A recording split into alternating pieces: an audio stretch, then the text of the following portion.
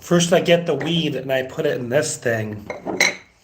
The one problem is that this grinder breaks it up just enough perfectly for the bong, and the other grinder grinds it up just the right kind of like size for like a joint or maybe like a bowl or something. So I really just be kind of like mixing around the ideas of what comes to mind first. So basically, I don't know, man. It's not like the world's very simple social psychology of interactions and how we develop our understanding of how the human mind works, person to person.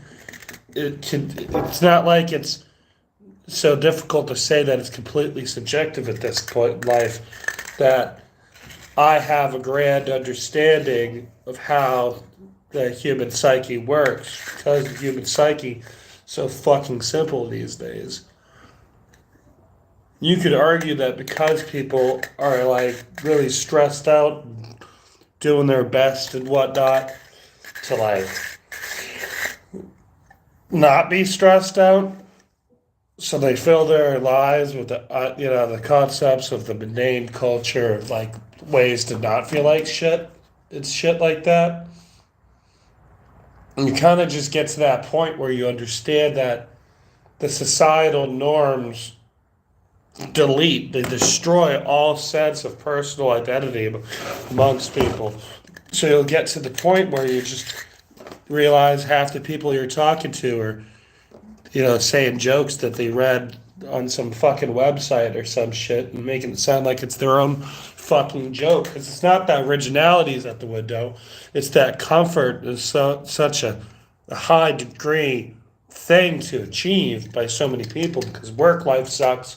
You work for a boss that does drugs and leaves early and makes messes for everybody. It's every fucking job. It doesn't matter what field you're in. And you get to that point where you just kind of get a little pissed off about it all because you understand that in order for someone to be original, they must escape the comfort zone. But the comfort zone is so comfortable because we're so stressed out from getting hung over and, drinking all night and shit and doing coke because we need to have some fun. So we replace the ideas of actual interactions and engagements with just doing drugs because it's so easy to just consider that, maybe drugs are more fun. Maybe drinking is more fun than conversation and finding a team that can build some sort of new foundation upon the world to build off of. People give you shit because you're like, oh, Elon Musk is an asshole because he got $44 billion and he doesn't want to give it to anybody. Brother or sister, if you had $44 billion, you wouldn't want to give it to anybody. In fact, when it really comes down to his net worth, the majority of his net worth is just sinking into science to expand what humans do. I mean, really, if they could colonize Mars and rebring back the health of the Earth, you'd have Cowboy Bebop. You'd be able to go on multiple planets. Next, they'd have space casinos. It really just comes down that, you got to expand beyond just having a bunch of TV streaming services at some point in the development of mankind because it just gets boring. It gets boring that we're just all doing the same shit and just making up personalities based on things that are ease of access because we're too afraid to discover what it really means to have any kind of true personality. So we just fit the idea that it's just easier to mimic everything that we see. It's easier to follow trends than to truly like build anything useful in your life because people don't. It's not that they don't want to build anything useful. It's just that it's difficult. We're all tired because we don't like to go to our job with the hungover people that are in a bad mood, and it makes us the hungover people that are in the bad mood. So after a while, you can't even have free expression anymore because everything around you is just you trying to get through the day. And that's a very important process of it all because, you know, you're so tired you have to get through the day. So you're just either on autopilot or you're following the trends that stick out. Because if you stick out for a second, your coworkers are following the trends that make generic pop music and, you know, are insecure about themselves, they target you because they're so insecure. They think people are paying attention to them in a negative way, even though they're not, because everybody's just tired, stuck in their head. So they make a clown out of you for no fucking reason, and then they're fucking, you know, that people are paying attention to you in a negative way for like 2 minutes of your day, and it ruminates in your head, and then it's like the other person escapes their hell of being hungover and living in their mundane world because, you know, creatively you could make mundane fucking pop music that sounds just like The Weekend. You could make music that basically it sounds like you're trying to, and you can say, "Oh, you're inspired." That's fair, but it's like, come on, man. There's people using BandLab. BandLab is easy as fuck to use. Apparently, they say, "Why do you think there's so many musicians these days?" Because they use shit like BandLab. I've seen how it works. You just already have the instruments go the way you want. It's all rendered on a computer. You can tell something that was completely rendered in BandLab from how it sounds. And I'm not dissing on people that make money off of their creations in BandLab. I'm dissing on people that say rock and roll is dead and rap's the new thing. Rap is easy to make. And rock and roll requires you to have at least like 3 to 5 or more people in your fucking band. And they have to be in sync, you know, because there's certain parts of the song that, you know, the drummer's doing something different. And then it's like maybe the guitar will pause for a bit and just a little bit of drum. And then bam, it's got some guitar solos. And rap, it's basically just a sample that's 16-second long that loops. And then it may not loop, and then there's some dissonance for a bit, and then it kicks back into the percussion.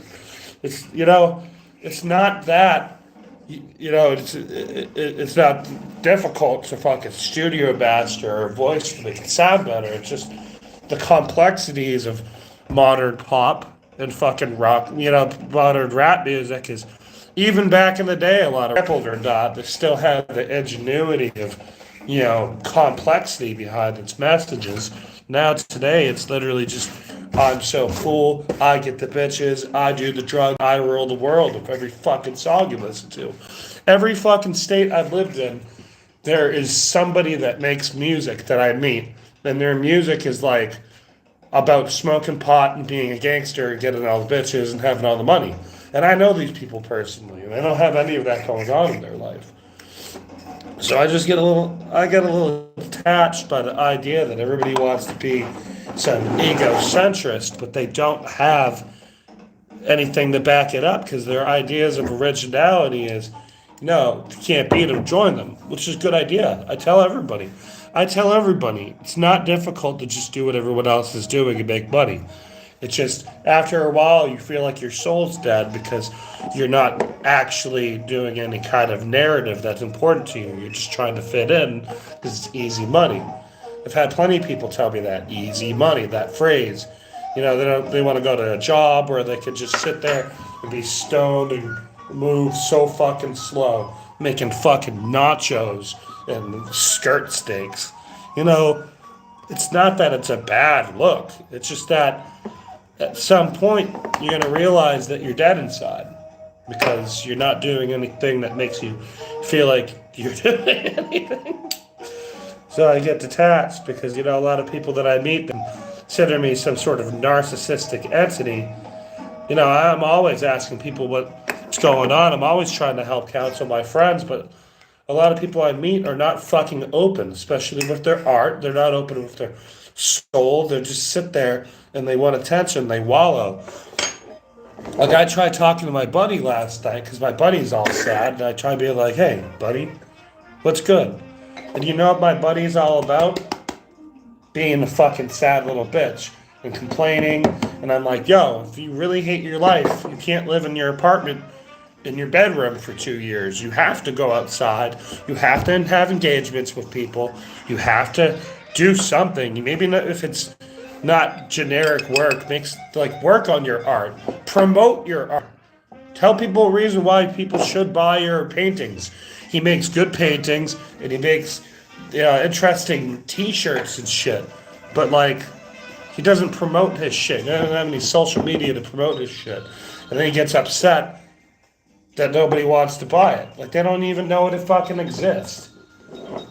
Even still, if I don't promote my music the way of like using Boost Collective or some bullshit playlists like that, I still will send it to people I know, or put it in collaboration albums, or I get it out there. I'll make a funny comment on Instagram, and then someone will go to my profile and see my music all at the top of my fucking profile. Then they're like, whoa,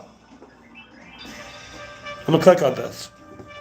Meanwhile, I know people that have sank like $128 on Boost Collective, and they have one song that has 12,000 listens, and the rest of their songs are like, 130, 200. And it's all fucking bots. It's autonomous fucking bots sitting there listening to your song for like a couple seconds. I don't know if it's less than a second, but it used to be 2 seconds to capture the ID to let you know that the song was listened to. So now, it's just got all this bullshit is just about spending money. And that's what the government told me. They said it's all about the money. And I said, listen, corrupt government, there gets a point that people don't want to have things inflated and have you not tell them that it's just corporate greed. Because, CEOs are going up 1/3. Like 2 years ago, they made 1/3 of what they made last year. So you're wondering, is that inflation, or is that literally just the reason why United Healthcare CEO got killed and a bunch of other CEOs are getting stabbed and almost getting killed? I mean, the Cash App CEO got gunned down a couple years ago, and the Cash App dude, the money service guy, I forget what the reason was, but I think Cash App does about the same thing. Is it takes percentages when you try to send money unless you have the card or something like that, or maybe when you try to receive money, it takes percentages out. I remind them, the CEO of OnlyFans is a dude. The CEO of OnlyFans is a guy, and he takes 20% of anything, any kind of shit. They say there's no middleman, is why people go to it. But all those things have a middleman. It's called, the person that owns a fucking company that takes a percentage of your fucking. So he's just sitting there fucking rich. Richer than Andrew Tate. Remind them, Andrew Tate has the cheapest Bugatti you can get. The cheapest Bugatti. And he got his Bugatti by being a shitty fighter and having other people fucking do sex work. I think it was like 24 people fucking making porn and living there for free just so they could live in a nice area. And that's how he made his fucking money, is just ripping people off with his Be Rich school, which is just a pyramid scheme that as soon as you're invited, your goal is to invite 5 people. And that's how when you invite people, you make money. When they invite people, you make money. It's just a bunch of bullshit. Everything's a bunch of bullshit. Everything's so stupid. I remember in middle school, someone said they love Assassin's Creed. They want to do Park Wars as well. And it made me lose hope for humanity. It made me lose, I didn't have any hope for humanity back then as a kid. In middle school, I didn't think that, the world really meant anything. I didn't think of anything of many of the interactions I have. There's a lot of interactions still to this day are pretty fucking phony. I got some real motherfuckers I talk to, don't get me wrong. But there's so many fucking scared little babies out there. I'm a little fucking unhinged because, I go out of my way to not necessarily feel like I can't be expressive because I got two people figuratively telling me you have to like yourself. You can't like yourself too much because you'll be seen as, because then you're a narcissist. It's like, am I supposed to enjoy my life or am I supposed to be safeguarding it because of the perspective of other people viewing my happiness in a negative light? Like I'm an asshole because I'm in a good mood. And the people that are in bad moods around me that aren't trying to be in good moods, I'm hurting their vibe because I'm in a good mood and they're not. That's what I've been fucking, like, I've been told as a kid that I need to listen to other people's perspectives, but some people just have really shitty perspectives and they're not fucking good. So why should I have to follow them? If I know something is factually wrong, I don't have to listen to someone's fucking perspective if I know it's factually wrong. Maybe emotionally it could be important to someone else, but if it's factually wrong, I don't really give a shit because I don't have a time in my life to waste listening to something that's fucking false.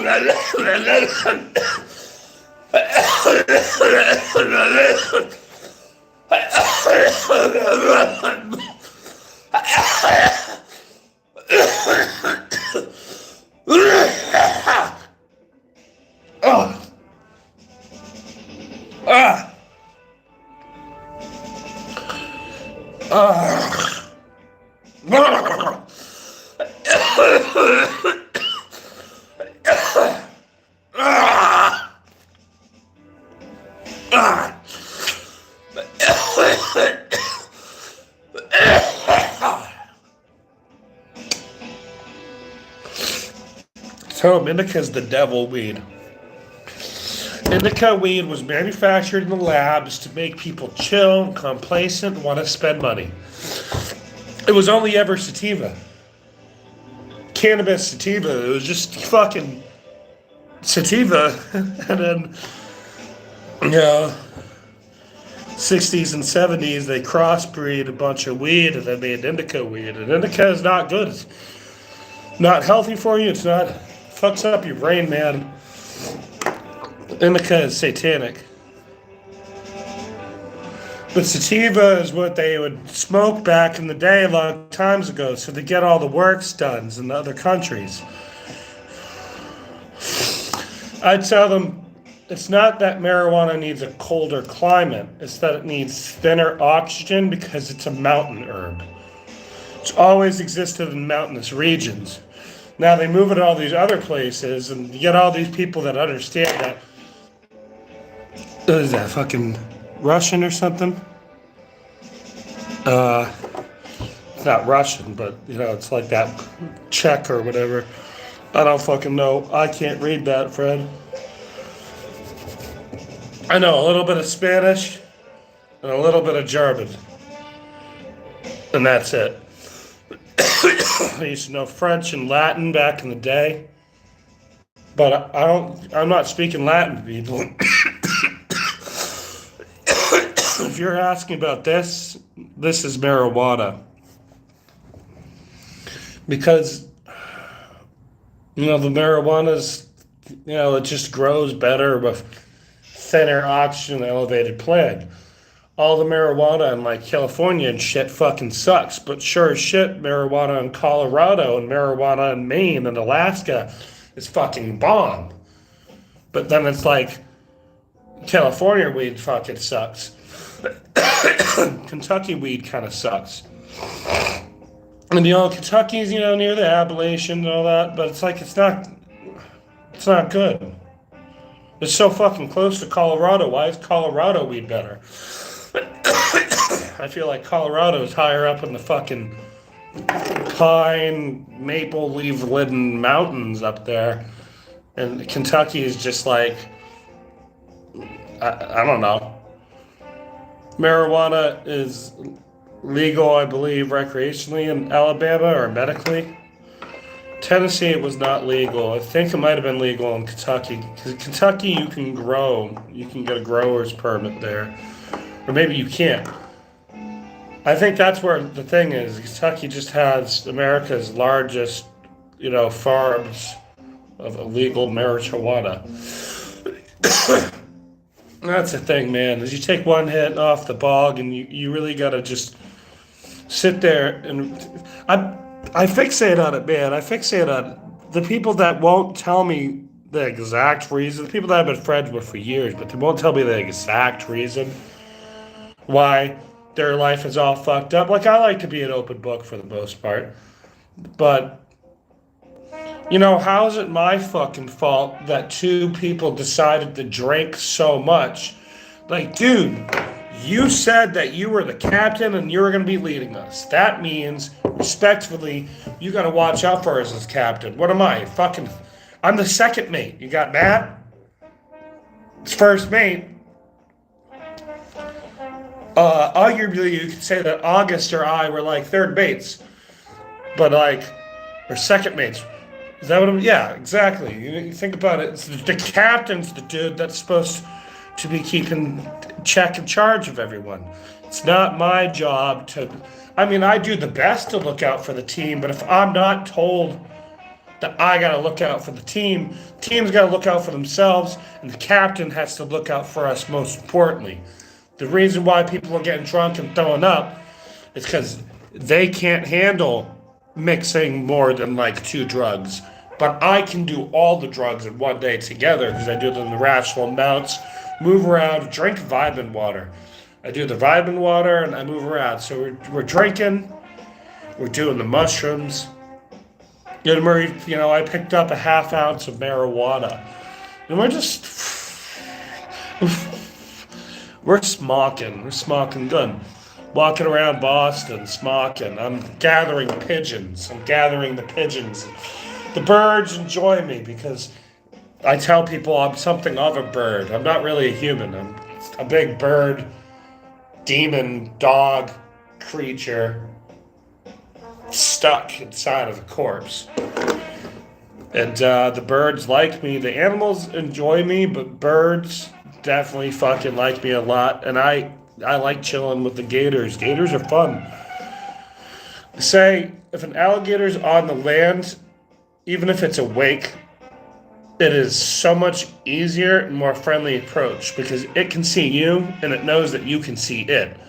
And the only reason water is bad for gators is because that is where they hide to get close to the shore to attack something.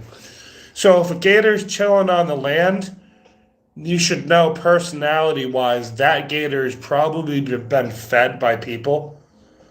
That gator's probably smiles if you call it a nice puppy. There's different mentality in animals that, they in their behavior that can show their personality traits. Animals tend to be more friendly around humans if humans have been friendly to them. So, you're growing up in fucking New England with fucking black bears.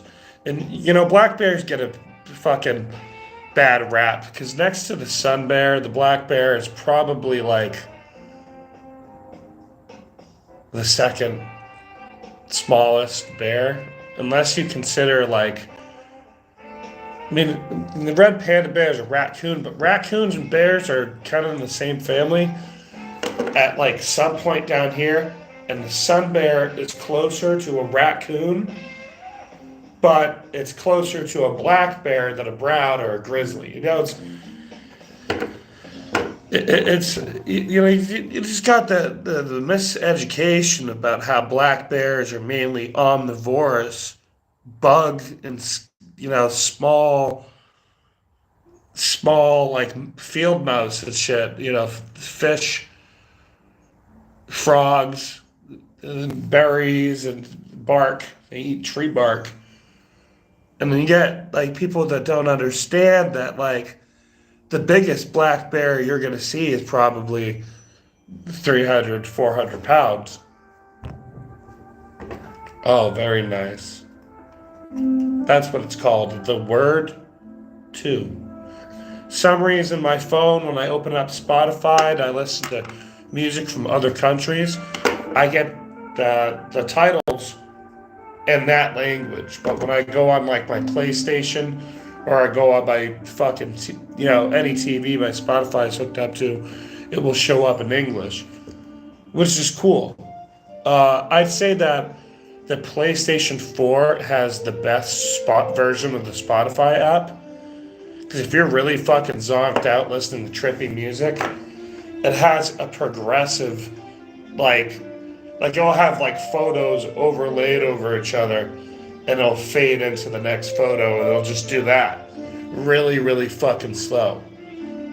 And that's kind of fucking cool. The PS5 Spotify is, I don't know what the Xbox Spotify looks like. I haven't seen the Xbox Spotify in like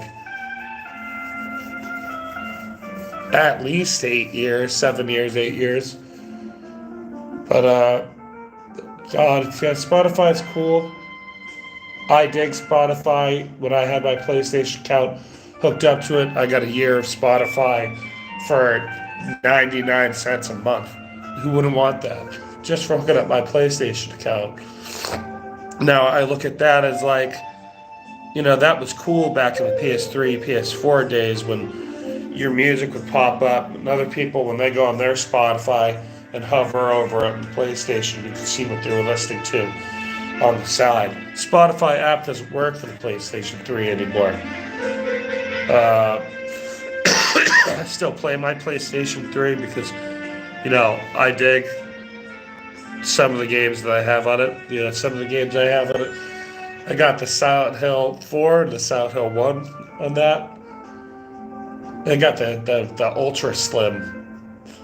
And they're saying the only way to make sure you get rid of that fucking vacuum sounding bullshit noise of death is to not have because I have it and it's a little like fucking cubby and it's just like perched in there and it probably has like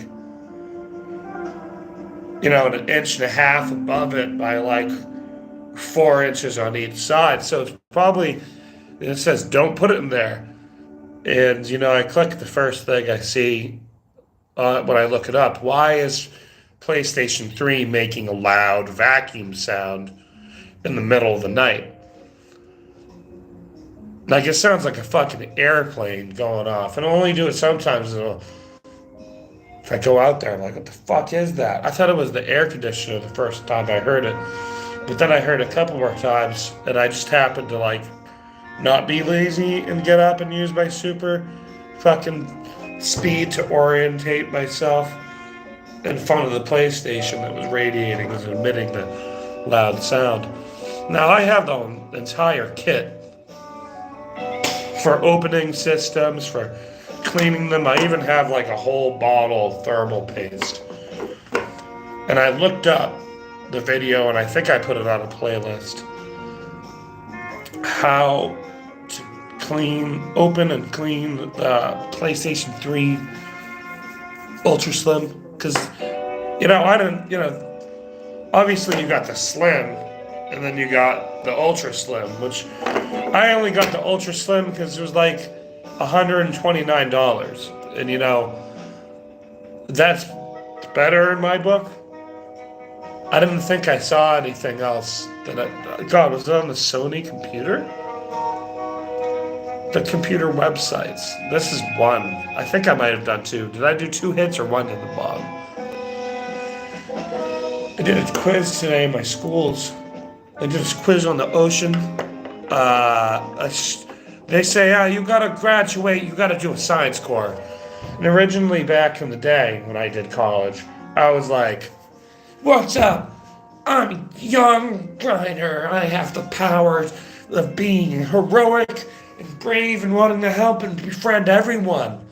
And I had a mountain board, which mountain board has a little wheel in the middle. It's kind of like a longboard, but you can go down mountains and shit. And it's like definitely shorter.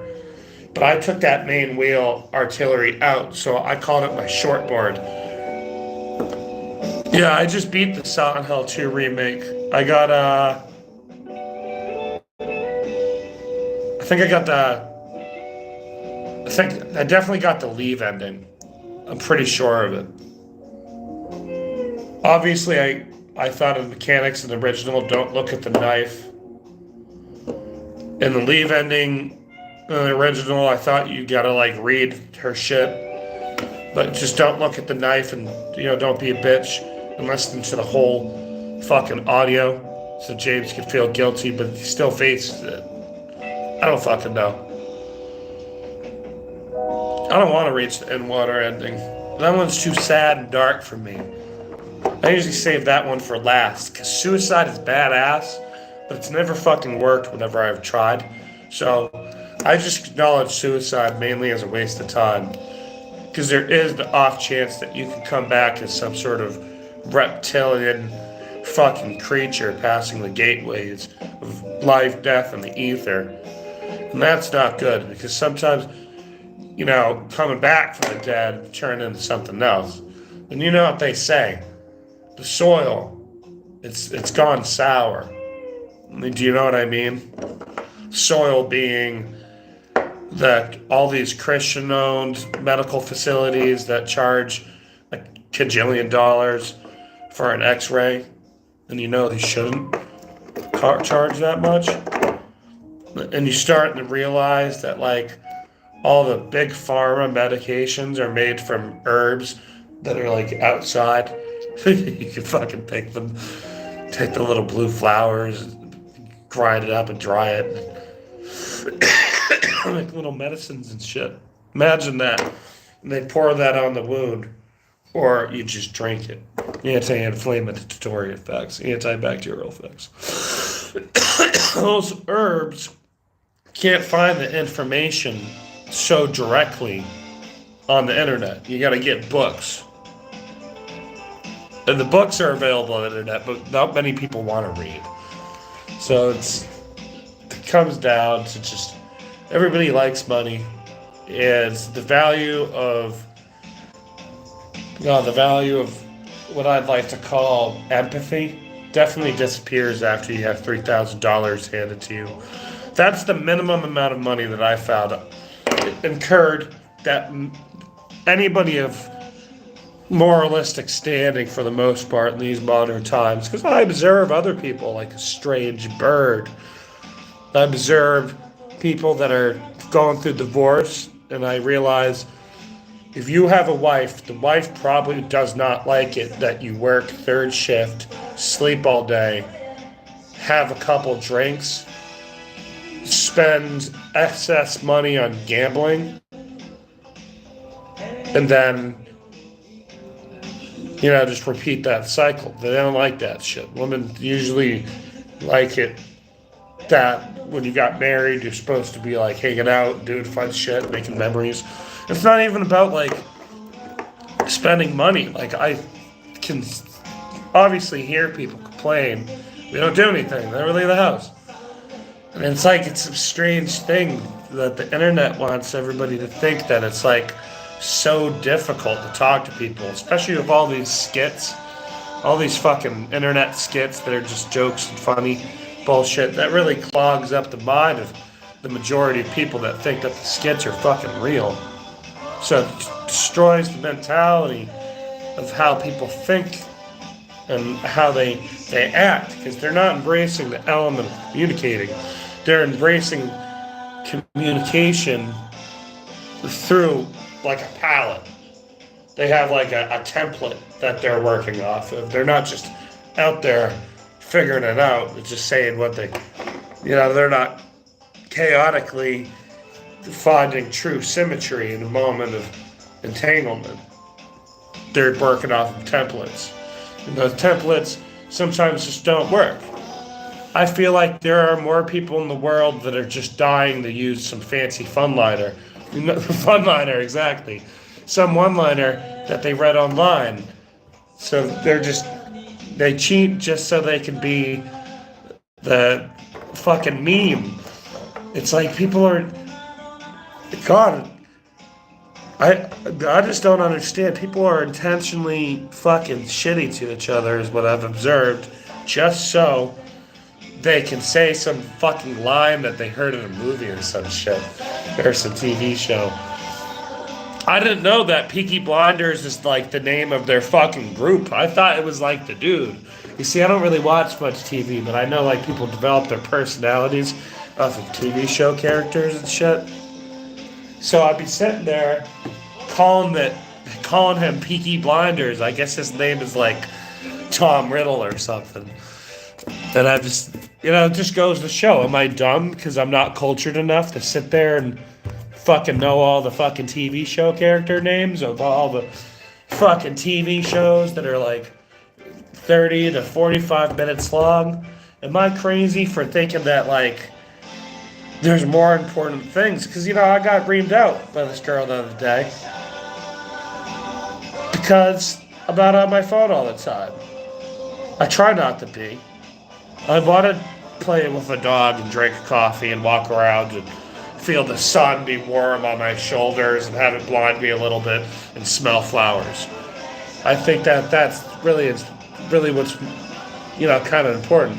I'm going for the Rebirth ending next, by the way. The Rebirth ending is probably my favorite in the original game because, James is doing some ritual to bring his dead wife back to life. And that's kind of cool.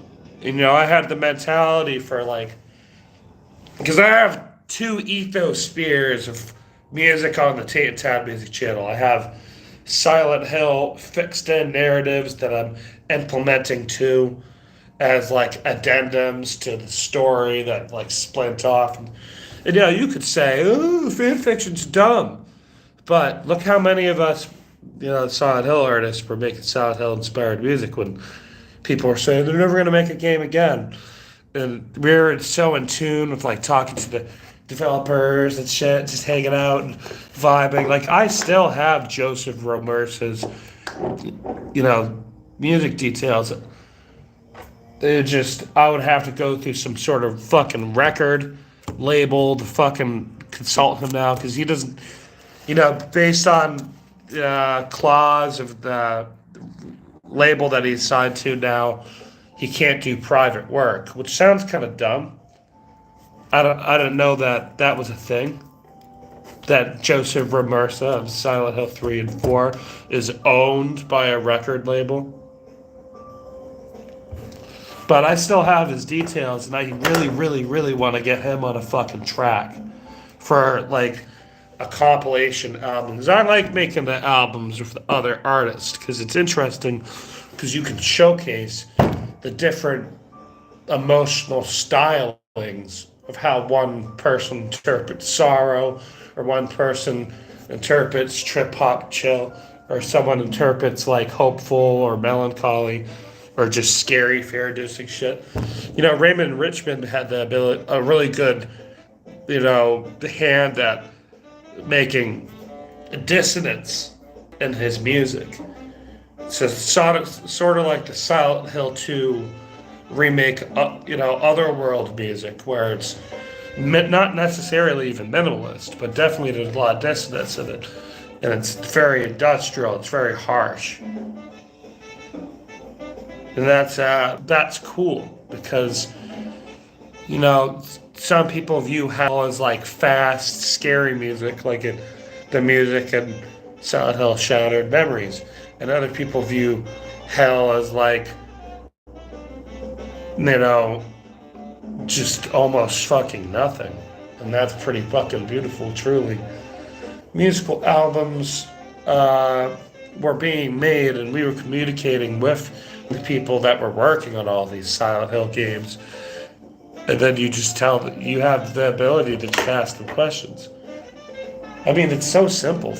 Even talking to Guy Seehey I'm insane. I'm pretty sure I scared the shit out of Guy Seehey. But, I still got him to get that wonderful 2020 Christmas special thing. That was special because, you better watch that cough. Was a running gag because it was COVID and people were coughing during COVID. And that was funny because, he really is a down-to-earth dude. He's a businessman, but he's a down-to-earth dude that likes rock and roll, America, and to chill. So I definitely respect the man. Kind of has like a Gavin, a Newsom personality complex if Gavin Newsom was in college. But he's a cool dude. He was a cool dude. A lot of the Silent Hill people, a lot of the Resident Evil people are pretty transparent, and if you ask them questions, you know, they love the leak shit. What are they gonna do?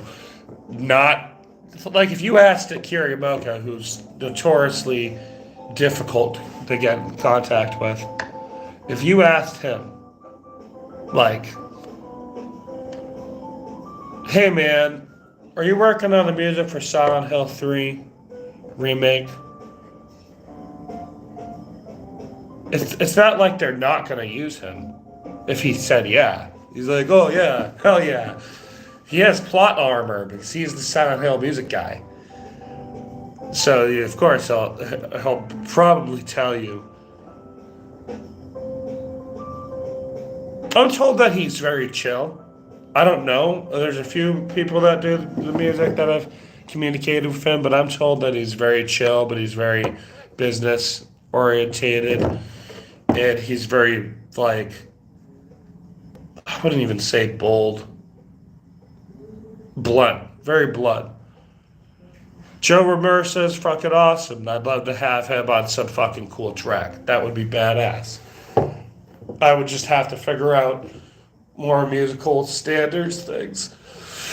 That's the fucking bullshit of it all. It's because then I'd have to find out his record thing and then ask them about it and then say that it's,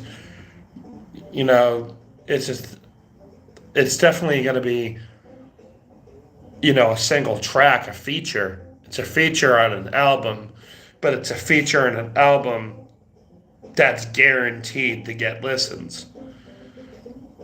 So if they were going to tell me, like, throw $10,000, I'd be, fuck that. He's the Silent Hill guy, and he's going to be on a Silent Hill track. You don't have to have any fucking fear of it making the money for the studio time. I know how studio shit works. Frankly, that's what it really does be coming down to. Is you're concerned that it's not supplemental enough to make the money. But I'm not paying $10,000. I'll pay like maybe $1,800, $2,500. Because that seems fair because, he is a well-known dude throughout the years that's done a lot of work. But, he hasn't been on a Silent Hill track since 2004. Unless you count the movies, just using the same music. But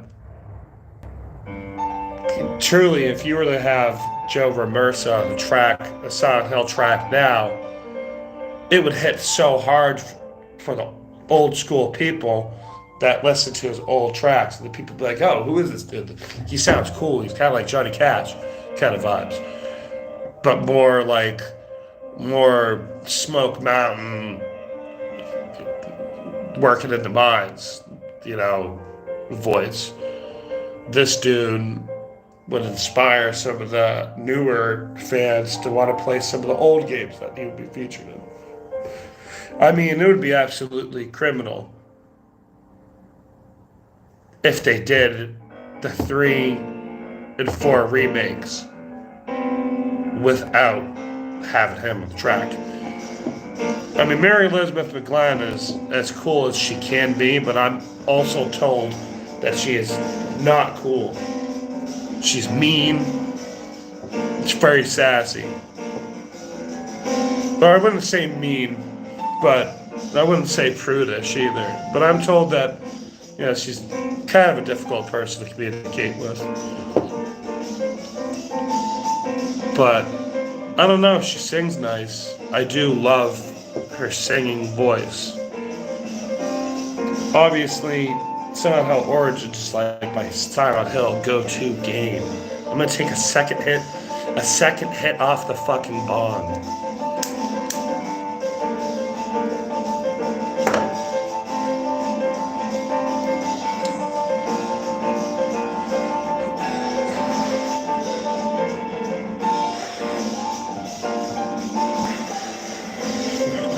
I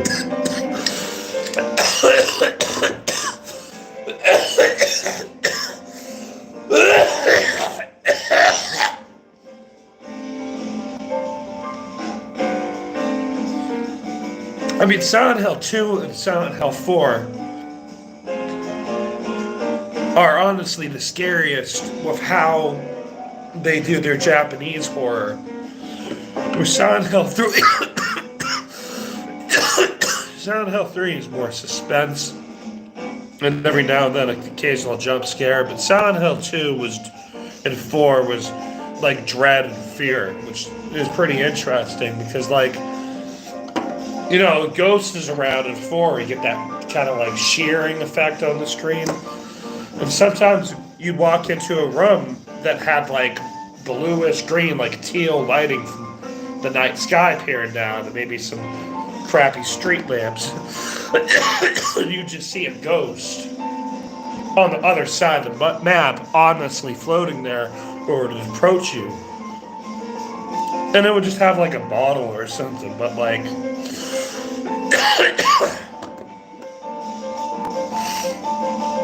Yeah, that's cool, honestly. Is Silent Hill 3 just didn't give me that kind of fear factor. I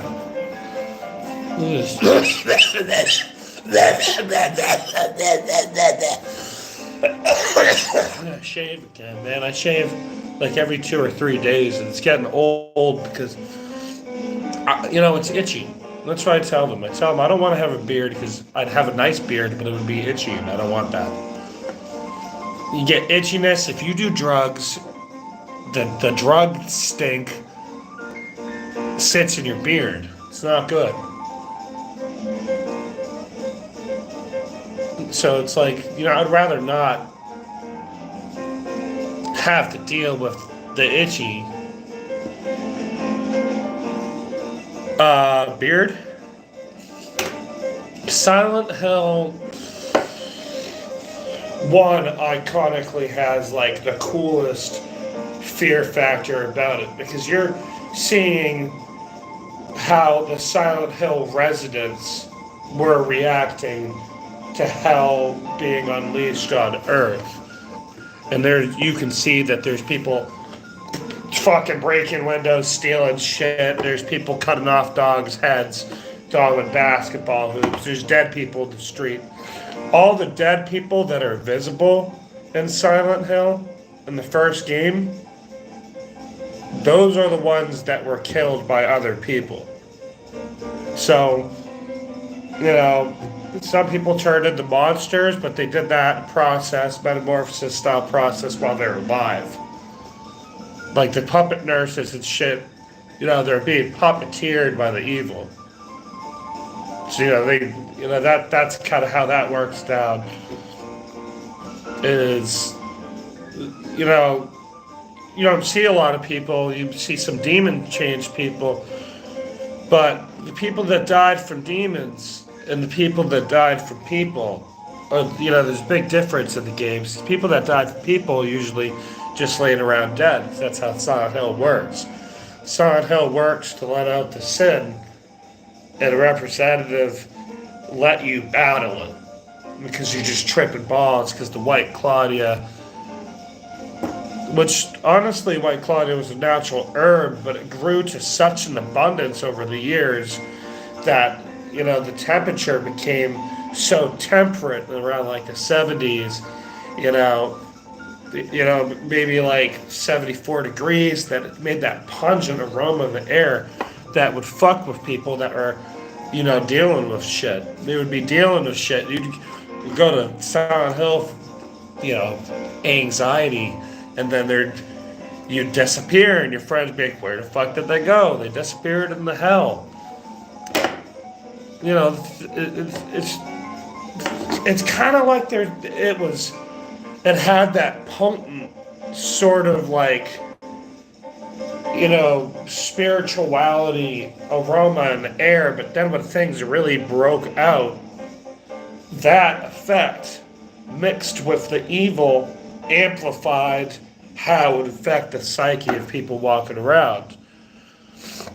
Now, one would have to assume that the events after Silent Hill 1, it's been shut down since then. If I remember anything, someone told me that Silent Hill 1 took place in like the 60s, like 64.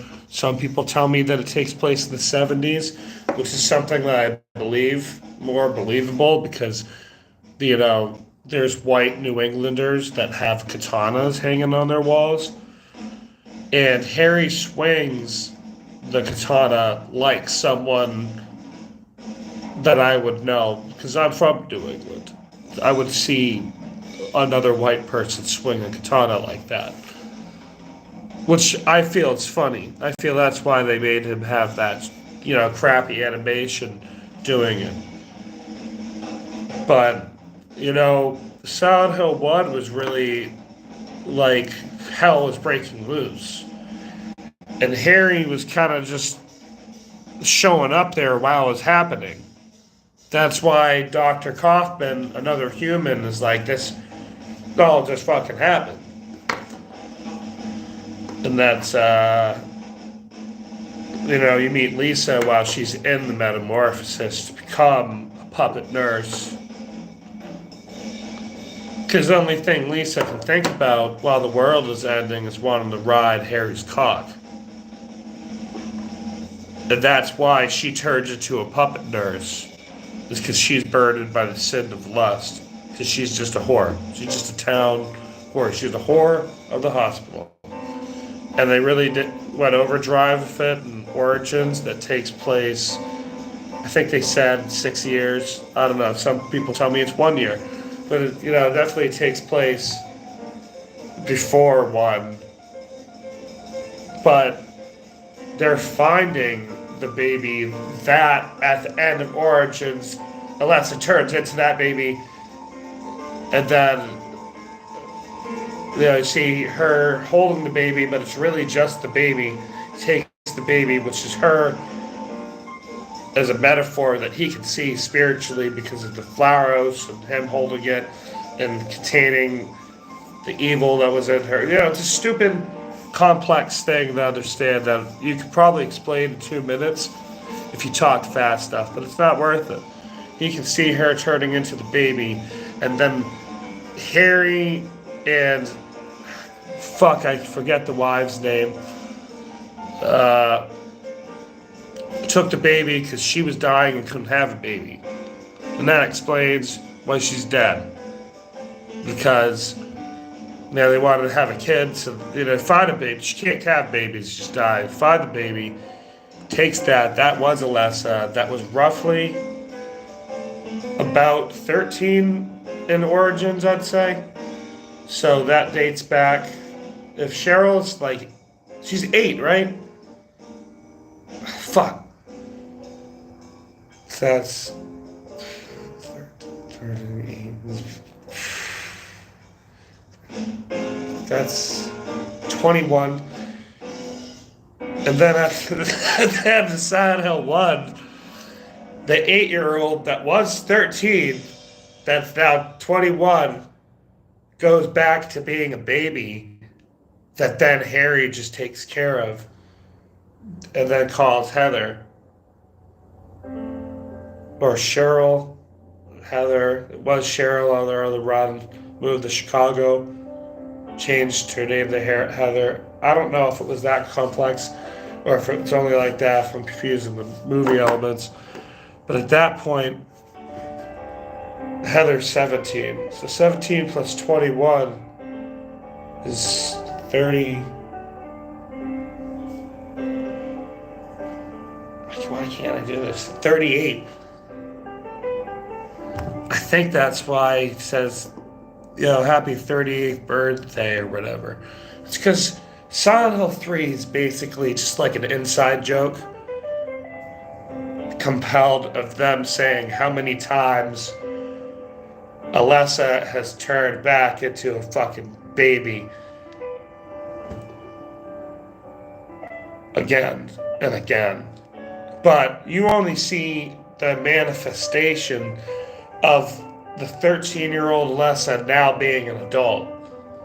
Because she was burnt, but also had a projecting manifestation form. But she also was an adult in the original game. But then in 3, you fight a memory of Alessa, which I would assume is like the age that original Alessa, the burn murder victim, spiritual psychosis, transmuting vessel thing of gyromancy, was projecting what that thing's memory age would be, which I would say is roughly 35, that Heather's fighting with black hair. You gotta understand it has black hair because it's the memory of Alessa. It's not Heather.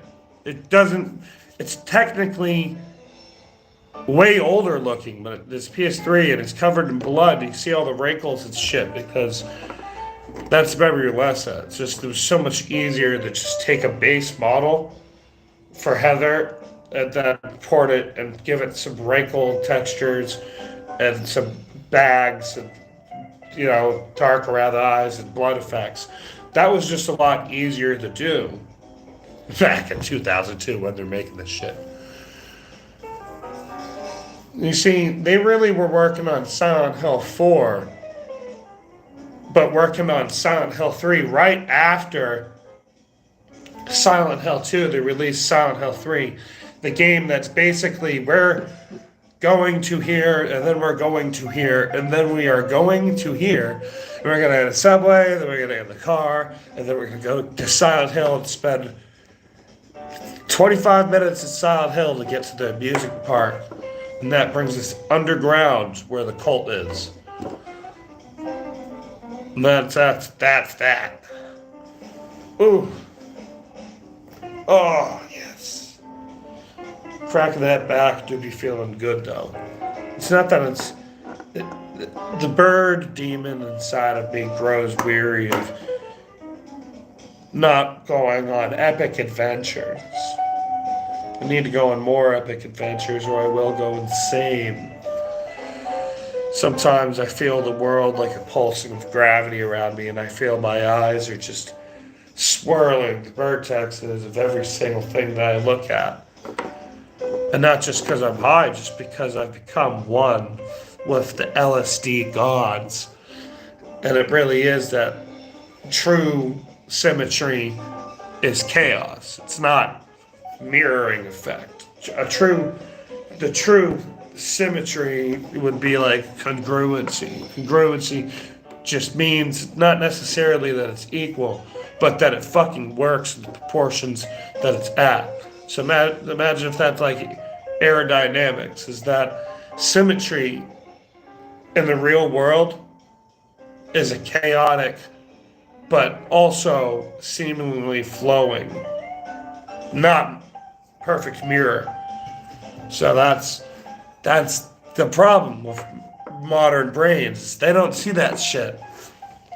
So then we get back to Silent Hill 3 and they took all this shit to get there and they confront that memory of Alessa. And then, Heather, it technically is the current vessel of the demon. That's why she is the vessel of God inside of her. But taking that glove and look at this tablet makes her go, and then the baby goes, I'm demon baby. And then Claudia's like, oh the God, I'll become the vessel. And technically, she's the imperfect God because what you fight is technically a flawed version of God. And the version that Walter Sullivan creates in the nightmare realm that he creates is technically the closest version to God that's been created in the series. Because even Samael is not technically the god. That's the god of reeds. The god of reeds is different than the god of that Silent Hill 3 and Silent Hill 4 have. Because Silent Hill Origins, and Silent Hill 1, the incubus and the succubus bosses are just, that's basically, those things. They're manifestations in a demon form for a vessel, the manifestation for the vessel of God. But the God hasn't actually been born from them yet, which is the concept that they're going with is,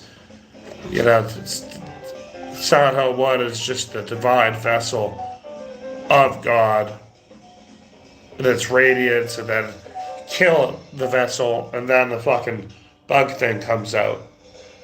The demon incubus comes out. And, you gotta fight that. Or I think, no, that's the Glothic that gets one. The Glothic that takes the demon out.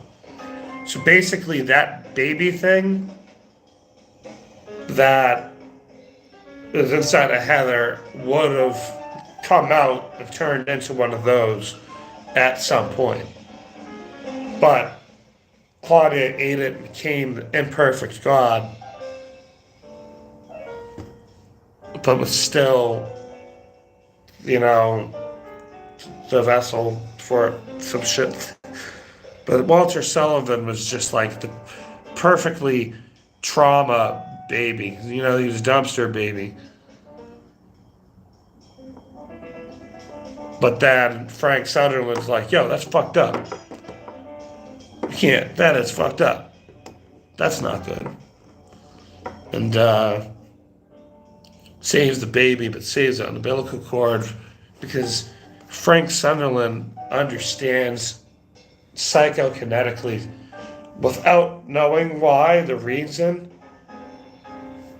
saves the umbilical cord, because the umbilical cord can be destroyed, connected to the god, obviously, is how you fight the boss, to connect Walter back to the physical world. It's basically like a key, because the god that Walter creates in the background, which honestly isn't even that fucking, difficult. It's fucked up.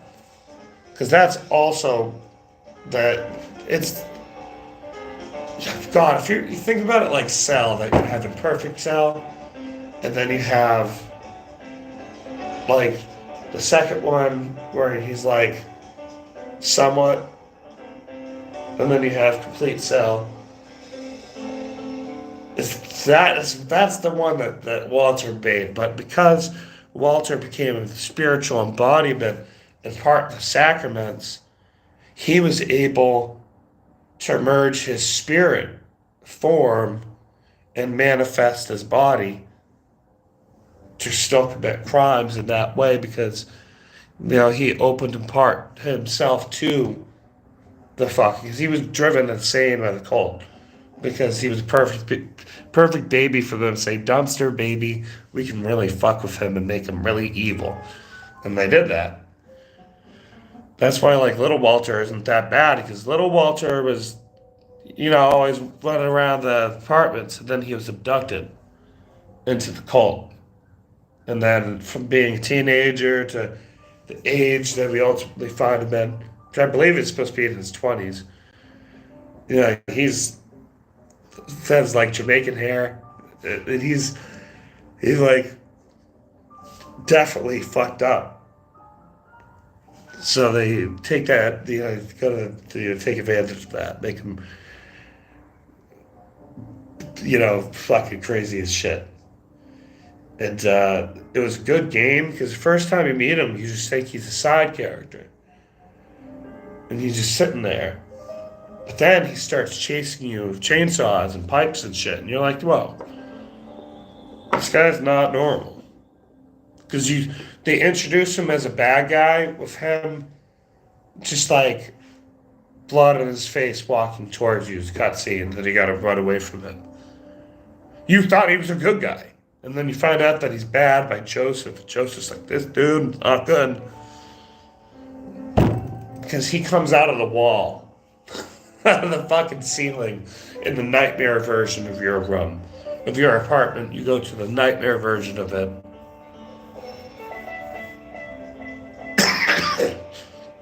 Because Henry's apartment is fused to the realm of his next place, I guess.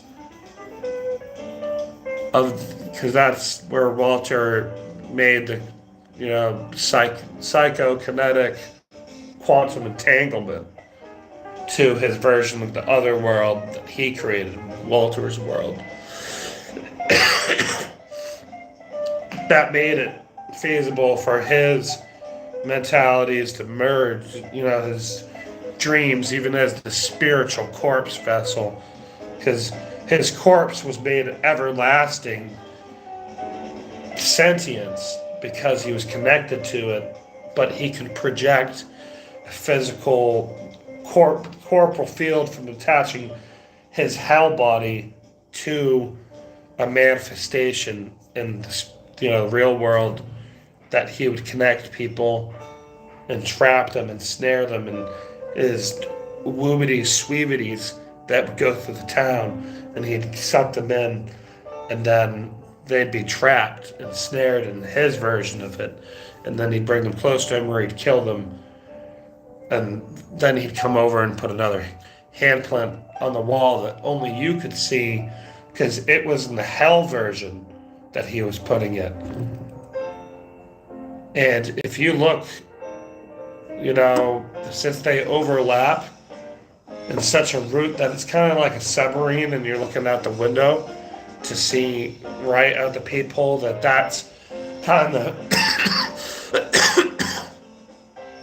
the hell version with a slight 20% opaqueness in the background, with the perceived diminishing view of his peephole. Because about 2 feet outside of his fucking door is still the real world. And even in the hell apartment, that's where the entanglement is. That's why all the locks are there. You got to get the keys that are in his dead body behind the wall that he built before he did his own thing. And,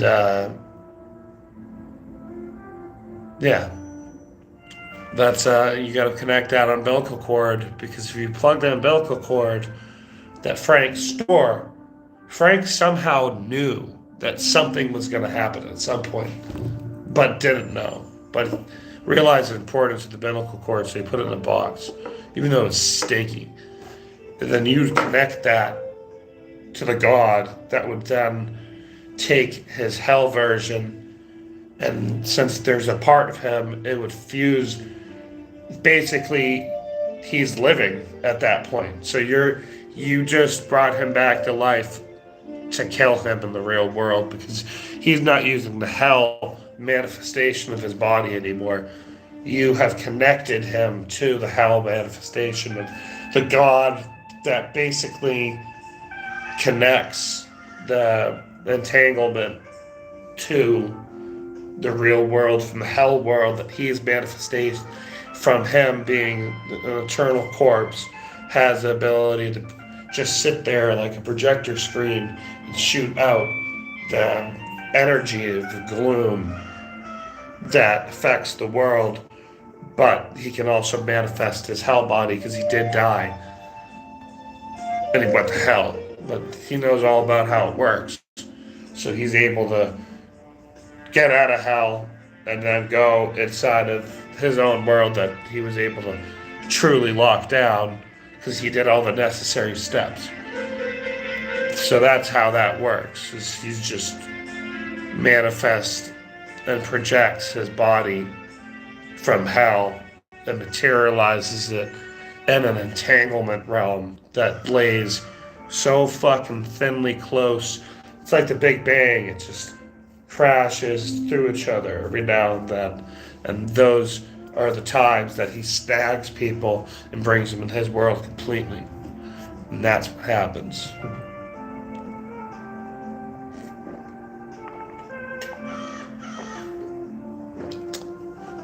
Oh! And then when you kill that, you leave.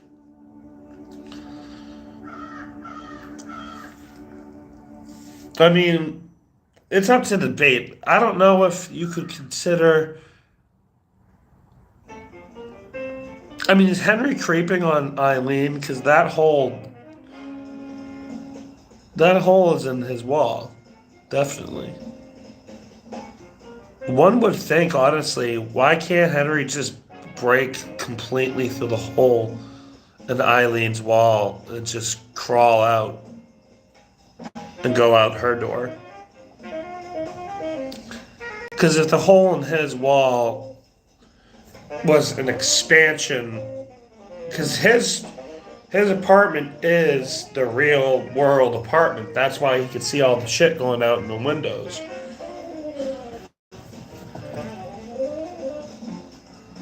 But if you could...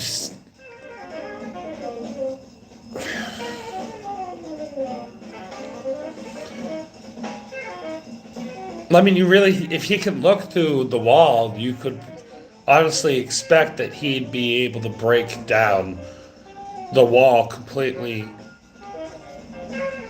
and then go through her door. And if anyone finds it weird, he would say, yo, let me show you something. I have a hole that goes to hell in my bathroom.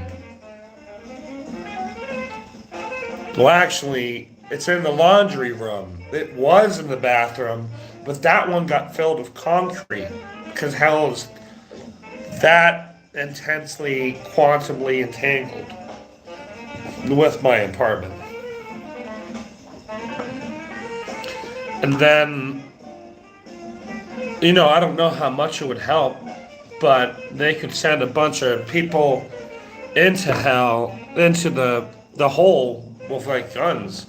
I mean, at that point, if somebody crawls through saying, there is a hole to hell in my apartment, this is the only way.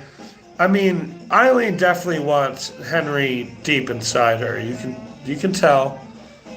It's just, that's why she was outside his door saying, oh, I can't wait for the party. Because she definitely wants him deep inside of her. That much is evident. And I don't know, maybe that was a reason why they made an entire room with her voice actor and a giant head that's just moaning. I don't know. Maybe they have some weird fucking fetish thing going on. Because that hole was definitely not in Joseph's apartment. Which you can go to in the Hellverse of his apartment. But really, you got the hole in Henry's apartment. Henry was definitely like perving on her. Because it's like exactly in her bedroom. I don't know, man. I don't know. Silent Hill Homecoming, though, 2007 was interesting. Because you get the Silent Hill Homecoming and you say, this is the tank. This feels like the modern equivalent of Silent Hill 1 if the tank controls were on steroids. But now they tried to put a reticle for aiming, but it also zooms in to a degree that makes it difficult to even lock on the enemies properly. So you're better off just auto shooting anyway. But Yeah, I don't know, man. Homecoming was cool. The music was really good. Uh, the bosses were cool. You could definitely tell that it was made in the peak area of like this is emo time. The emos exist at this time because Dr. Finch cut himself so he could unleash the evil, the sin, and then it turned into a doll. And the doll's name is Scarlet and his daughter. And he killed his daughter because they have to sacrifice, all the fathers have to sacrifice their kids. You know, each line of children born, like let's say this generation of parents will have to kill one of their kids. And they were supposed to kill Alex. But, you know, they didn't. They killed the other kid. They killed Josh by accident. But that sated the old gods. Because these old gods, you know, this portion of Silent Hill is, you know, closer to the downpour portion. And that's where, you know, the natives really played along. Because, you know, down here, the lower Old Silent Hill is where they made the agreement not to fuck with the natives. That's why it's Old Silent Hill. But, you know, where Lakeside Amusement Park and all that shit is, that's basically the land that they said, yo, fuck you, and just killed the natives and threw them in the water of Lake Toluca. Because they finally, you know, they had an agreement with Old Silent Hill. Hell unleashed on Old Silent Hill because they were like trying to bring it forth with Alessa. But, you know, all that land where the Lakeview Hotel, Lakeside Music Park, all that shit, all the resort parts of Silent Hill, and the jail over there, the penitentiary over there, all that shit, you know, Pearl Creek, all that shit is where, Pearl Creek is like over here, all that shit is where basically they did all the bad shit with the natives. And they stole land beyond what the agreement entitled and then just built a bunch of resort shit on top of it.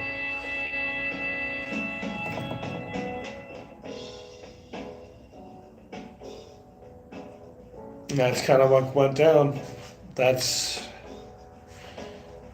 if you really want to think about it, Silent Hill 2 Remake is designed, map layouts are a little bit different, slightly, I'd say. And that's why I like to consider it Silent Hill Shattered Memories 2. But I think after the Rebirth ending, I'll probably go for the Stillness or the Bliss endings, go for those second ones. Because I already got half the dog key, so I know I can get the dog ending right off the bat. And I can get the UFO ending probably after getting like 2 more endings like the original game. I don't know.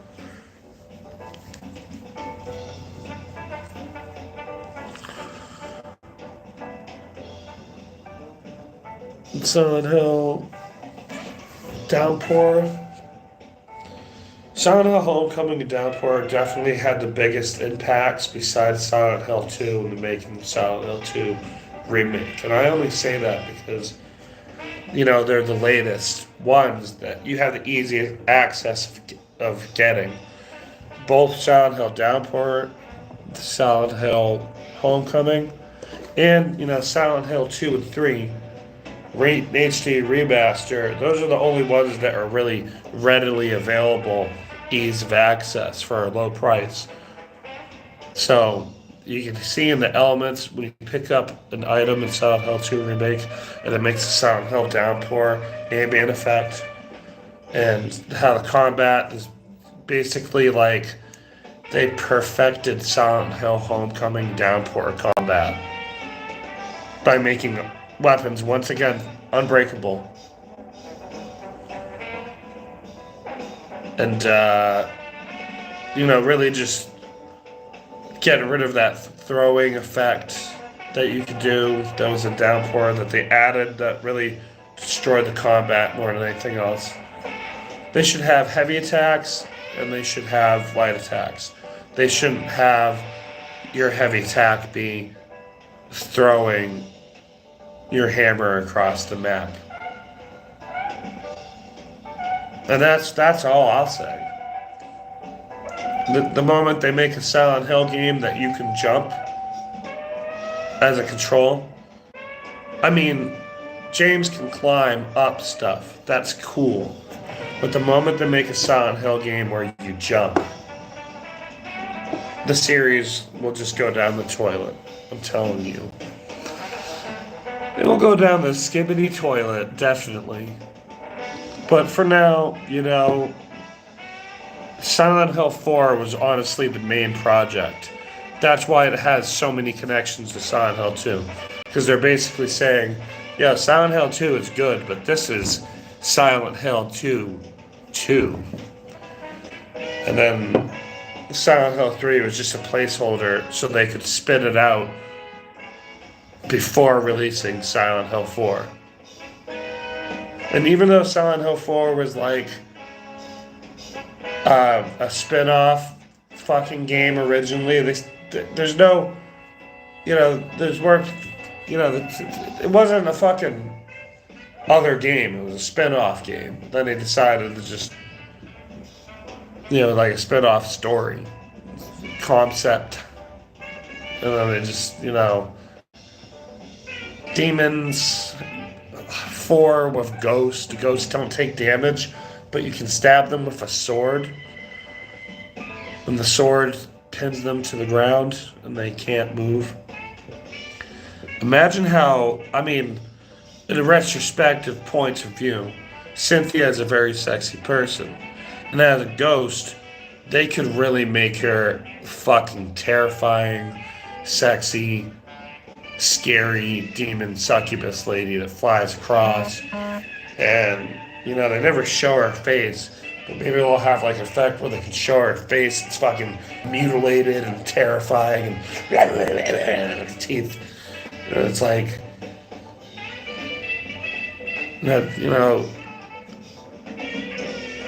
nothing is, a demon is scary, but a sexy demon is pretty fucking scary. A lot of people know that it's still a demon, but, it catches them off guard just fast enough. That's what makes them die. And it's like, I don't know, Richard's pretty fucking cool.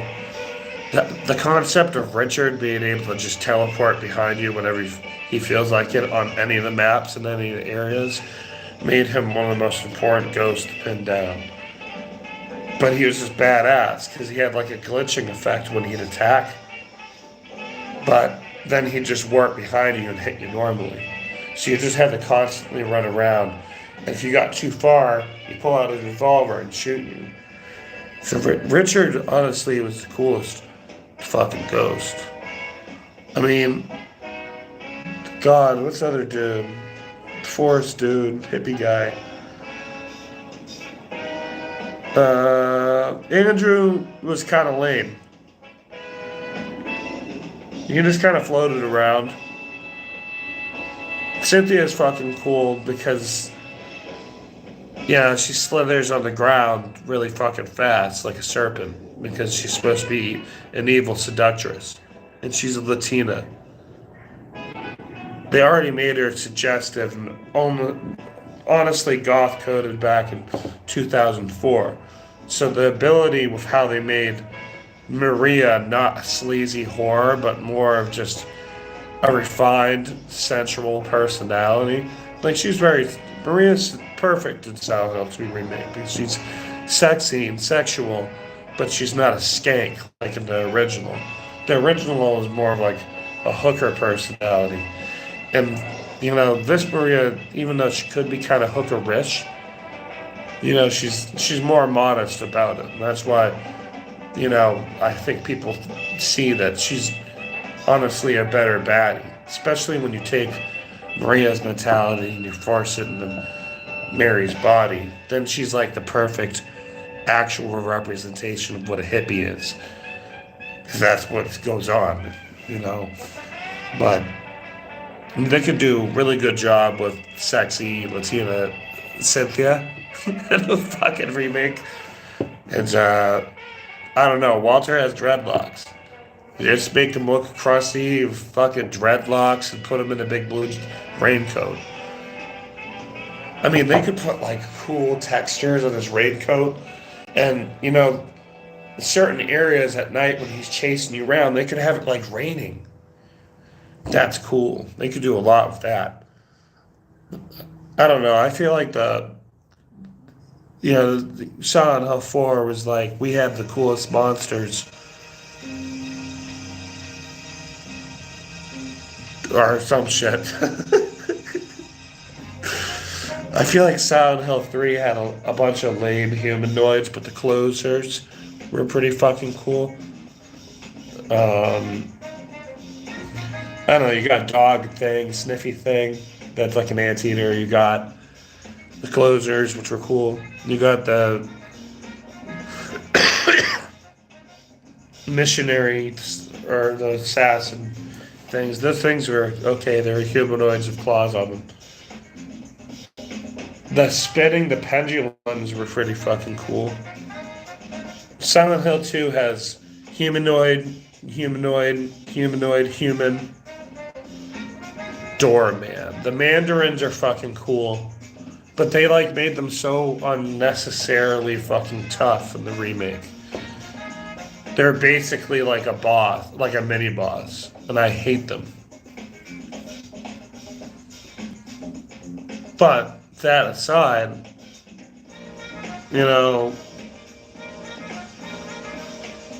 Silent Hill 4 has the twin victim in the abdomen. It's basically the same fucking boss.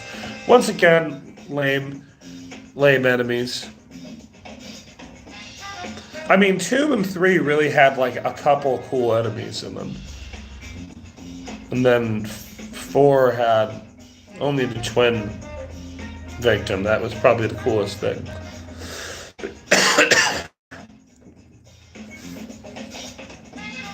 And they put them in that room that's like elongated and make them really small, because you usually see them and they're bigger than you. So you just think there's like a shit ton of them, but there's just a bunch of smaller ones that they made have less HP. Because the room is not truly as long as you think it is. It's more Silent Hill 4 constantly, when you revisit worlds, they change the room designs in certain places to have like a personality perspective of like, this was a long hallway, now it's just a hallway that looks like it's a hallway through forced perspective.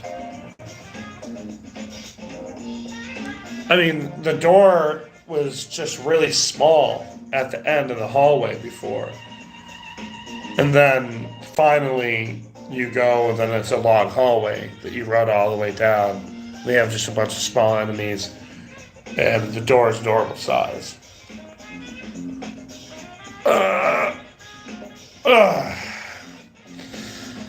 Silent Hill Shattered Memories was definitely pretty fucking cool.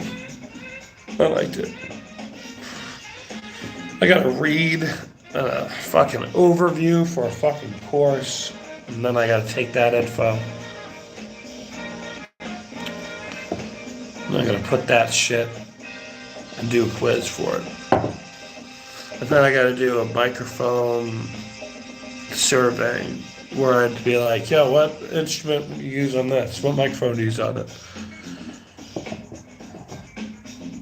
So I'm gonna have to get that done by Sunday. It's Friday. I told myself I'm gonna get some assignments done. I got the quiz done. I don't know what really is more important than that.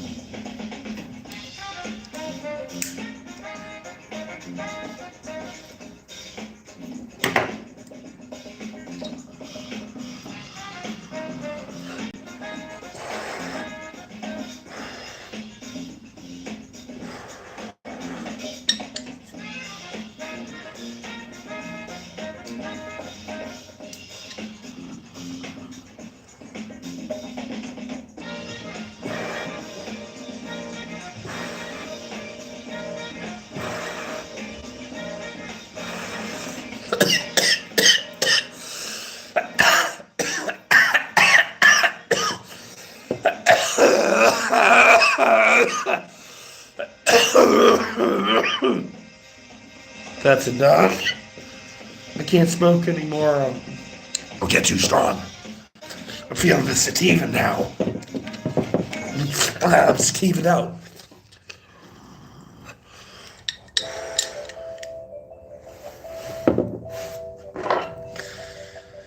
Sometimes I really do be thinking about what happens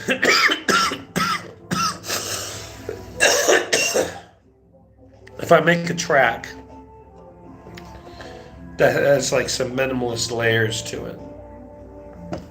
Sounds kind of spooky, but just like maybe a pad with some like keystrokes with effects on them that make it sound, distort the sound like something else. And then I can add some shit to it. And then another track that uses that as a template for the bass where more layers are added. Structure of what it is. The sad thing is, in my class, I have to make a fucking track every other week. So it really is gonna kick my ass into wanting to get the work done and make the fucking music, because that's the whole point of this class that I'm in. Is you're basically trying to be like, yo, you have to make the track, but you also have to show it off. So I get that I have to, it's gonna jumpstart me into some shape. I don't know if I shouldn't smoke. I don't know what it is necessarily. I have the shit. I just got all the files off my laptop that the sound was all shitty and all that crazy. I'm not trying to play around with a laptop with a MIDI keyboard attached to it. Now I have the desktop that runs really fucking fast. And that's the shit that has, the thing on it. The music stuff now. Because honestly, I was trying to do music shit on my laptop. And people make fun of you got Windows Flare on. You're right. You're right. It was a gift. My laptop spelled coffee on it. So I got that as a Christmas gift. Let me tell you, it was a shitty laptop. My other one was better. But that one had coffee spilled on the bottom thing. And I was living in Tennessee, and I couldn't find anybody that would be able to fix it, because they were recommending me like HP SmartBook stuff. But I needed the HP Google Book 2 or some shit. And that one was completely different keyboard that you take out, take apart the thing, and then a new keyboard drive that you put in. So I got the keyboard. One dude told me to get a keyboard drive, so I got the wrong fucking one. So I just threw it out. I was so pissed off. I spent $23 on this thing. And it was the wrong one. I just threw it out. Made me snap, be like, I need to be able to get this fixed in person. But now it was outdated, because Windows 7 to Windows 10 computer is now outdated, which sucks, because it worked really fucking good. HP is honestly a pretty good brand when it came to just being able, because back then, you gotta think, back then we didn't have like all this other fucking high-end gaming shit. We had Dell, we had like Gateway, AT&T made computers, AT&T with their, I believe AOL was AT&T, right? I believe the AOL internet was there before Internet Explorer, and a lot of people don't know there is that AOL had a web browser that was just called AOL. It was like a green. First it was a blue pyramid, and then it turned into a green pyramid, and that existed before Internet Explorer. And then Internet Explorer and Mozilla Firefox was the only things that existed, and then Opera came out kind of like after Google, but around 2006, Google came out and Mozilla Firefox was like, yo, if you don't like Internet Explorer, Mozilla Firefox is fucking cool.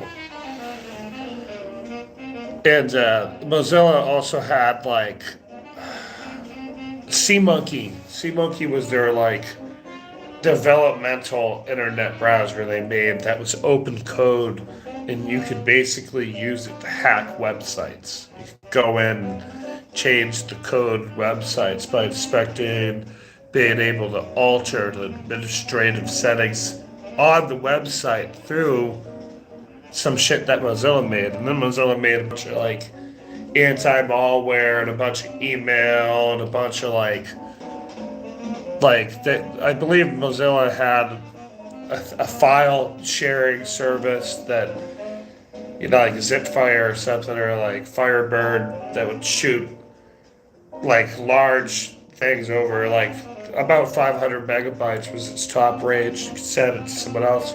Because back then you had like a limit of like 40 megabytes or some shit like that you could really like send data. So then it's like AOL kind of just like dissipated, and AOL and Gateway kind of had like their own thing going down. So, you know, obviously Microsoft Gateway was pretty fucking good. They had the cow. They had the cow, I believe.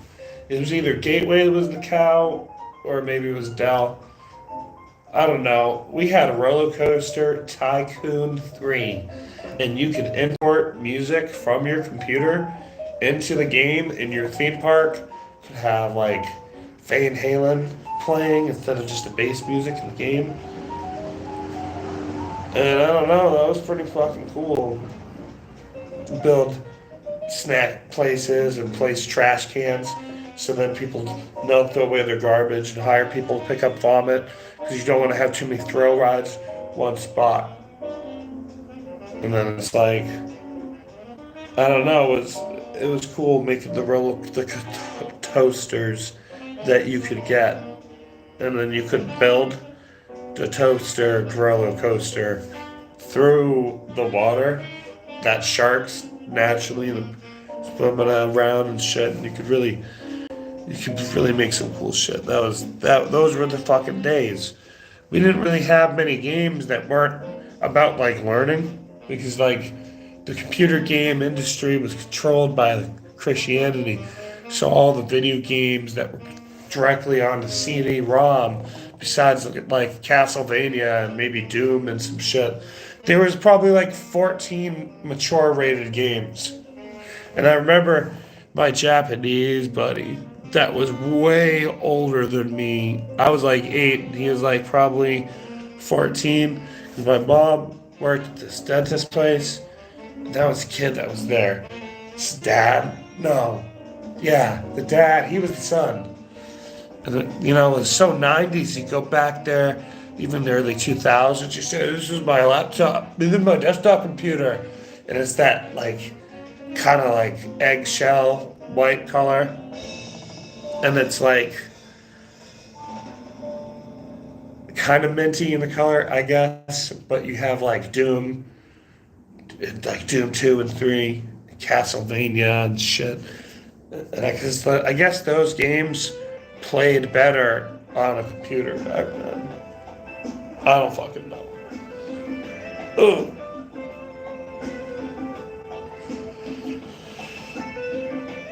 I'm looking at all the celebrate 30 years of PlayStation. Yeah. And I'm saying, yo, what theme was I going to get? And I couldn't help myself but go with the PlayStation 2 menu theme. One, the PlayStation 2 has, honestly, the coolest effects. I like it better that the PS4 PlayStation 2 theme, honestly, you know, the precursor legacy theme, honestly looks so much better on the PS4 than this shitty one that just has the the thing background. Because you had even the clock was functional in the background. And that was cool. That was definitely badass. The PS2 theme on PS4 that they made was fucking cool. But, 30 years, the PS3 is nothing really special. It was honestly like, it seemed like a bunch of punks and skaters made the PlayStation 3. Snoop Dogg and Tony Hawk and Eminem made the PlayStation 3. That's what it kind of felt like. And then the PlayStation 4 was like legendary. It was fucking amazing. We didn't have as many good games as the PlayStation 3. We had a bunch of games that were on the PlayStation 3 ported to the PS4 to just look way better. But, PS4 started being like the new thing. PS3 had to shut down. So then, PS3, I don't know how much shit's going on, but it's like the Dark Souls 2 server ended in March of this year. No, of March of last year. That's not that long, man. That's 9 months. Yeah, it's 9 months. 10 months ago, that's still people playing Dark Souls 2. I saw like a sign every now and then, and I try to put my sign down. I can't sit there all day. And, I have like I got 3 trophies left, and then that game is done. Then I am done with that game. Then I have it platinumed. I have Dark Souls 1 and 2 platinumed on the PS3, and then I'm satisfied because I got all of them platinumed besides the fucking Sekiro and the Bloodborns. It's difficult. I want to play Bloodborne with people, but all the people that I play Bloodborne with are fucking insane. So it's like, God, man. God, I hate fucking passive-aggressive people pleasers. If you don't want to play Elden Ring, that's cool. I felt a little bad because I didn't have any of the old school Dark Souls 1, Dark Souls 2, and Dark Souls 3 clan for Elden Ring. They were gone. My Dark Souls trilogy, clan, dissipated into the fog of the Xbox and the PC gaming. So I played Elden Ring by myself. Billy Hample that went insane. And I almost played a Cody Nash, but I don't know. But that's it. That's fucking it. I had 2 other friends. Oh, I played with Nathan Young.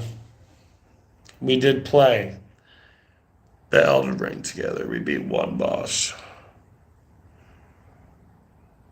But I wanted to see the beauty of this thing, experiment with it. And, it took, Elden Ring was sickeningly too long in my life. And I'd see all the memes about people playing it. But it was just such a good fucking game. And while I was figuring out all my finances and shit, figuring things out, I really thought Elden Ring's the perfect thing for me to just get baked as hell and take acid and play Elden Ring and do PvP and run around and try to get as many levels as possible. And then when the horse PvP glitch was out, I really went to town. And I went from level 350 to max level 727 or whatever it is in a couple months. Because I would just sit there on the horse and shoot people from a distance and run out of the way when the spells would come. And as bitchy as that sounds, I didn't spend money on other games because I'd see other games, man. I'd be like, I already platinumed Resident Evil 7 and Resident Evil 8. There's nothing else I need to do. Resident Evil fucking shit. I could finish Resident Evil 4, but Resident Evil 4 Remake doesn't hit the same as the original. Why did they get rid of the big Salazar statue chasing you? That was fucking peak gaming back then. Being able to just dodge out of the way of the boulder, being you mashing the shit, breaking the right side of the PlayStation fucking the 2 controller and to dodge the boulders and shit. And they got rid of that all. They got rid of all that shit just so you can quick dodge and have a boulder fall and then break and then you just walk around it.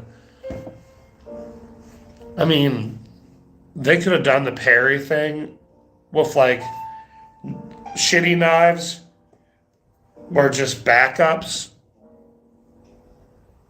I don't know. The knife durability was dumb to me. Then you get this big fucking combat knife that you get from Krauser. And then that knife is really fucking good. And that one does a shit ton of damage. I got the rocket launcher on the Infiniment one, I believe, on both characters, I think. And I don't know. I could spend $4.99 and unlock everything in the game. I got all the tickets and shit. I got all the tickets. I used all those. But other than that, it's like, nothing's really slapping gaming-wise anymore. So I'd be playing that Dark Souls 2 just to get those fucking achievements. But I have a quiz I have to do. And then I gotta do an Excel sheet. And that sucks, but I guess sometimes you gotta do an Excel sheet. Sometimes that's just what life throws at you. I present myself the manifestation of the spirit bomb, but in this world, and I cast it out, and as I start floating to the immense force, pushing me down, but also protecting me and projecting me upward, because I can't get hurt because energy's pushing me up, but the countermeasures push me down in just the right amount, equalized. Then I'm centered perfectly, just humming back and forth a little bit, and this fucking bomb explodes. But it doesn't do damage. It does spiritual enlightenment energy. And it explodes and it releases sort of like a spiritual energy that induces something similar to serotonin, a direct field upon me. But it also makes people want to get dopamine in the most simplest of ways, because the spiritual energy of a very powerful, ready to go being that can fight the bad guys real fucking fast has to show up with the mentality of wanting to fix the bridge so you can walk across the bridge. Because if you can walk across the bridge with a mindset not necessarily that you give a fuck, but you just need to get by and now it's fixed, other people walk across that bridge too now. But the idea is you want to get across the bridge because there's a little forest area that you need to explore with some trees that are like reddish and bigger and kind of like more up on the hill. But then there's some that sink down that are like thinner but more oaky looking. And then there's some almond trees and there's almonds on the ground. And you gotta go to that location and walk around because there's like a spiral walkway, and in the center of it is a big fucking fountain that spews water. And it's got like this layer, this one, and then a little one at the top that it spickles down on. You got that fucking water fountain that's fucking huge. And you gotta walk. You don't need to walk down the spiral, but it's fun to walk down the spiral, run down it. But, that place is there, and that place has, a lot of fucking different trees and seeds on the ground, and there's squirrels and shit, and, you gotta go there. And then from that place,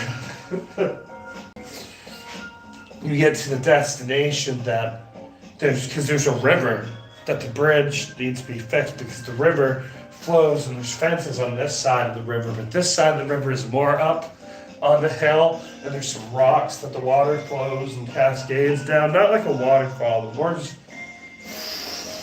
and that place is, it's up on like a little bit of a hill when there's a fence, and you go across that to get to the park where the fences are. And there might or might not be monsters in this location over here, but that location and that park also connects to this side of the community that's up on that hill, past those fences that when you're on this side, you know, there may be some monsters going around and shit. But they can't affect you necessarily because you're leaving. It's kind of like the Evil Within 2, that there's sections of the town that are connected by doors and maybe like a tunnel on this side. Like the, you know, road's all fucked up here. And then there's a tunnel that you would walk through normally that would be adjacent to the road that just had a walkway. And there's like some chain link fence, and you can see it's all spooky and gloomy red and orange clouds that are moving really fast, like Silent Hill. But you can run down that path, and that path goes, you know, to that side of town, and that side of town over there may have like a hospital building and a police station and like maybe a fire department up here, up on the hill. And this hill is like so fucking high up that that hill just happens to be up over this side of town that has the bridge that you connect, that you rebuild, so you can go to the fountain land that connects to that side of town that's up on a little bit of a hill with water going over it. So help me God, you can't walk over like a foot and a half of watery stream and climb over some rocks. So you have to get the bridge to fucking come down and, you know, be fixed and shit. Not necessarily because the empathy bomb. We're on Silent Hill mentality. That location that's over here on this side of town has the next location where you need to go. And that place, I don't know, maybe it's like an emergency room or some shit. Because, you know, you have a hospital down here, but what town doesn't have two hospitals that's that fucking big? I don't know, maybe this side of town has like, I don't know, maybe you have to go to a casino. They haven't done that. They haven't done a fucking casino yet. They could easily do a casino. You show up there and you have like 5 or 7 floors that you get to go to. And there's just like dusty, cobweb casino machines, and sometimes the lights turn on and the hell there's monsters going. And they could really bank on that because, you know, one, you could connect the idea of a casino being like sinful, lusting over money, being greedy. So there'd just be really skinny, drugged up looking creatures that move really fast. Or big ones like the insane cancer just fucking moving around really fucking slow. You know, you can. But all this different shit in this kind of like Silent Hill neighborhood, because, you know, they already disrespected the Indians. They might as well build a casino and get the entire wrong tribe of Indians to work at it. Because, I don't know, it's a resort town. I mean, resort towns necessarily are cool. They got fish and bait, you know, bait tackle shops.